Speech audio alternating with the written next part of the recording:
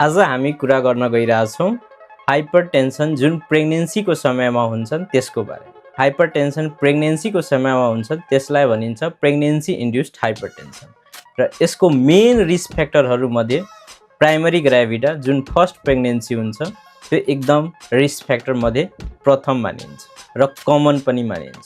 अर्को भनेको twin pregnancy र डायबिटिज मेलाइटस जुन पेसेन्टमा डायबिटिज मेलाइटस छ। अर्को भनेको मोलार प्रेग्नेन्सी र यस्तै यसलाई 4 प्रकारका डिभाइड गरेको हुन्छन् ट्रिटमेन्टको अनुसार र रिस्क फ्याक्टरको अनुसार, जसमा पहिलो हो प्रेग्नेन्सी इन्ड्युस्ड हाइपरटेन्सन, दोस्रो प्रिक्लेम्सिया र तेस्रो सिभियर प्रिक्लेम्सिया र अर्को भनेको इक्लेम्सिया।